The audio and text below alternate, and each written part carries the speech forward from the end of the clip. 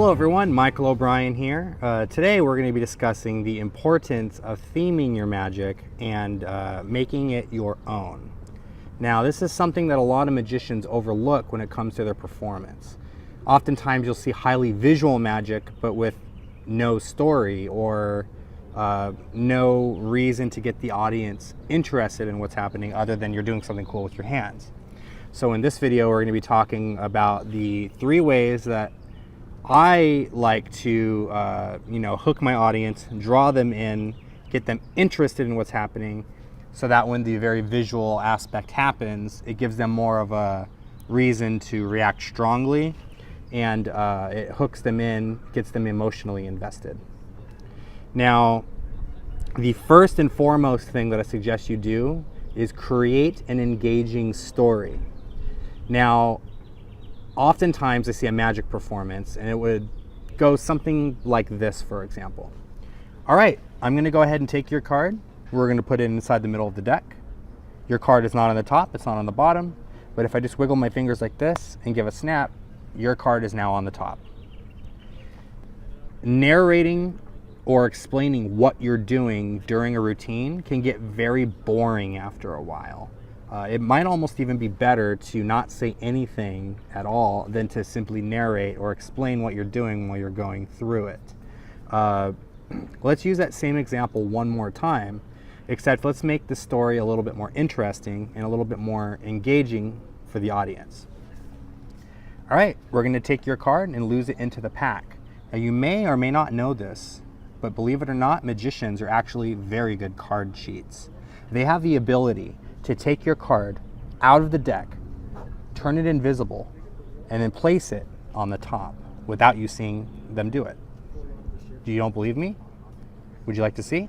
Let's go ahead and take a look. And then you would just mime the card invisibly coming out of the deck, going to the top, and then when you turn it over, now the card that they chose is on the top of the deck magically. Now, technically speaking, the exact same thing has happened. The card was placed into the deck, it was shuffled, and then now it's, on top of the pack. But the second time around, the story itself was a lot more engaging and fun because you're telling, about this impossible thing that couldn't possibly happen. And you're getting them emotionally involved in whether or not it's true or whether or not it's possible, and then you demonstrate it to be so. So it creates for a lot more of a interesting piece that, like I said, you can get them emotionally invested in. And then from there, the actual sleight of hand or the act of making the card vanish and then reappearing on the deck or in your pocket or folded inside of your wallet or whatever you want to do, the very visual piece becomes a lot stronger because it's not just, oh, the card was here and now it's not there anymore, now it's somewhere else. But instead it has sort of a reason or a motivation behind why it's not there anymore and why it's somewhere else. So think about that. Come up with ways that you can add sort of a story element to your effects.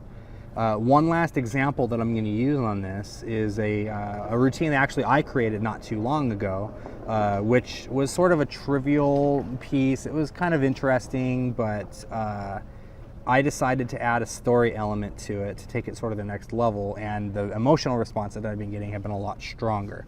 I do a sort of sponge ball type routine, only I use rose petals instead of the sponge balls. Now, simply changing the item from the sponge ball to the rose added a little bit more interest to it, and we're actually going to talk a little bit about that specifically here on the next topic. But it was still missing the story element. I was still stuck in the, I'm going to place the rose petal in this finger, wiggle my thumb just like this, and then the rose petal vanishes.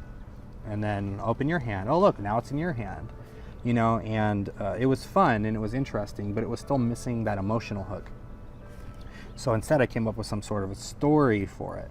For example, you hold on to my petal and I'll hold on to yours. The really interesting thing is love is something that should be shared amongst 2 people. You should never let someone completely hold on to your heart though. And then they open their hand and then the rose petal is there. Same exact thing happened, except the story was just a little bit more interesting. And so it made the overall experience for them a lot more fun. So that's my advice. Come up with some sort of an interesting story and your magic will you'll definitely see bigger reactions. The second thing I'd like to talk about is always make the more interesting choice. Now, what does that mean exactly? On the surface, the statement sounds pretty obvious. Obviously, if I had to choose between one thing and the other, I would choose the one that's more interesting for people, right? But this is still a concept that a lot of people overlook. Let me give you another example. For a very long time, I'm talking 5-6 years or so, I've been doing a card to pocket routine where the selected signed card vanishes from the deck, ends up in my pocket under impossible conditions. This happens over and over again. And then at the very end of the routine, the card completely vanishes. It's nowhere to be found, but there's a mint tin that's been sitting on the table the whole time. You open up the mint tin and lo and behold, there's a folded card inside. You dump it out and unfold it and it's the selected card. Now, this is a very visual piece and it does get some very good reactions simply because the magic is strong. But I wanted to try something a little bit different. With my children's shows in mind, I wanted to create something a little more interesting for the kids. So what I did was 3 things. 1, I swapped out the deck of cards for a deck of Pokemon cards. Number 2, I swapped out the mint tin for a Pokeball. And number 3, I gave it the whole story an overhaul. I kind of got away from the, magicians, can palm cards invisibly and make them disappear and sneak them into the pocket and stuff. And I turned that story into a story about Pokemon and what that means. Pokemon actually stands for pocket monster. You see, because look, your Pokemon no longer is in the deck. It actually wants to get out of the deck and jump into my pocket. And so I would kind of do the exact same routine, but the story was different and the props were different. I decided to take something that was ordinary and mundane and change it into something different that people would have more curiosity about, because it's not something you see every day. You see a magician using Pokemon cards. It's very interesting. And believe it or not, this piece has actually become the most requested piece in all of my shows. Now, I initially decided to do this because I wanted to add a little fun element for my children's shows. And it really does get a really good response to the kids, because the kids can understand a Pikachu or a Charmander or a Bulbasaur or a Squirtle better than they would understand a club, a heart, a spade, or a diamond. And so it makes it a lot more fun. They can connect to it.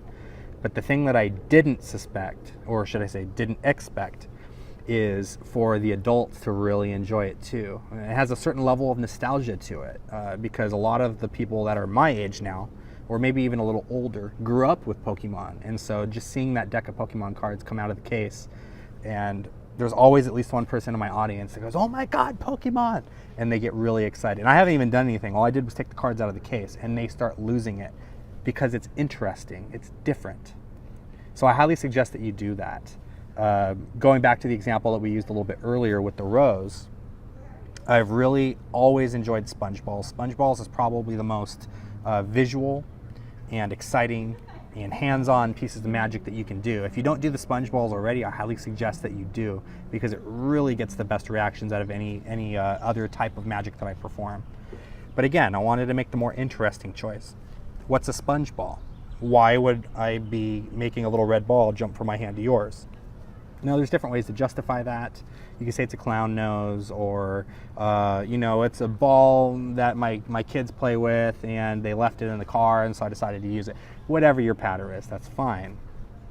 But I wanted to do something, again, more interesting. I made the more interesting choice and I substituted the sponge balls for an actual real life rose that you can pluck rose petals off of, and the rose petals are soft enough that they actually act very similar to the rose petal, or to the sponge balls. So you can do sort of the same moves. And I just did my exact same sponge ball routine, but using rose petals and a theme about love, and it made the reactions 100% better. And like I said, it's definitely the more interesting choice. The third thing that a lot of people overlook is make sure to theme your magic to your brand or your look. Now, what do I mean by this exactly? I'm not saying that you have to go out and if your colors are orange, that everything you have to do is orange or anything like that. But just make sure that you're being cautious about the props that you use or the things that you perform or the things that you say. For example, let's take a classic in magic, the cups and balls. you can see all sorts of different cups. They have brass, copper, wood, plastic, like the little plastic ones that you get from the joke shop that you probably had when you were a kid, with the little tiny little pom-pom balls. Make the more interesting choice and make sure to theme it to your overall performance. For example, I tend to dress very vintage. I look like something out of Newsies, right? It would look pretty silly if I were to come out with little toy cups that I got from the joke shop and did a cups and balls routine at like a corporate party or something like that. For me, I actually use very old looking copper cups and little baseballs because they're themed to my look, they're themed to my brand, and most importantly, they definitely have a target audience. So if you're performing at a corporate event, you want to use very nice props, nice cups, nice balls, nice cards, things like this. If you're performing magic for maybe a children's party, it might be okay to bust out the little, plastic cups because they're kids, and that's fine. But again, it's very, very important to make sure that you theme your magic to your actual brand and your overall look, so that it doesn't seem out of place or it doesn't feel like a magic prop. If you're going to perform some sort of routine that you needed to buy a magic prop for, and that magic prop looks like a plastic toy that you bought at a magic shop, it might be a good idea to either build your own prop and theme it to your personality, or it might even be just fine to take that prop and paint it differently, or find some way to make it seem less like a magic gimmick and more like an actual item that you would use on a day-to-day basis. Make it a real world item. So that's it for this video. I hope that you enjoyed it. I hope that they got the creative juices flowing just a little bit. But again, it's very, very important that you come up with ways to take your magic to the next level, and make sure that you are giving your magic a reason for people to enjoy it. So give it a nice little story or some kind of meaning behind it, or some emotional hook or something. Always make the more interesting choice. Don't settle for just using the same pattern that everyone else is using, or just using items the way that everyone else uses them. Make them more interesting, make them different. Instead of using a regular deck of cards, maybe use tarot cards. Like for example, D. Christopher. He's a mentalist, and he does the goth look and everything like that. It'd be pretty silly if he came out and did the Pokemon card trick, right? Because that's just not his look. But he uses the special ESP cards, or I can even see him using tarot cards in some sort of an effect, and it would make perfect sense for his character. Which takes me to point number 3. Make sure to theme your magic to your specific look. That way it doesn't stand out like a sore thumb, because the last thing you want is someone to go, that looks like a magic trick. It looks like you bought that in a magic shop, or something like that. How many times have you gone to do something and they say, oh, those are magic cards, because the cards don't look like a regular deck of bicycle cards. Like, I've actually had that happen, where you're performing magic with a nice Theory 11 deck of cards, and then people go, that's a special deck, isn't it? Just because it looks different. It doesn't look like a normal object, or a normal real world object. It looks like something fishy is going on. So just some things to think about there. But I really hope you enjoyed this video. Please leave a comment below and let me know any ideas that you might have of different ways to improve your magic. If you have any questions, please leave those below as well, and I will be sure to answer them as soon as possible. Again, my name is Michael O'Brien. Thank you so much for joining. Be sure to subscribe to check out more videos just like this one.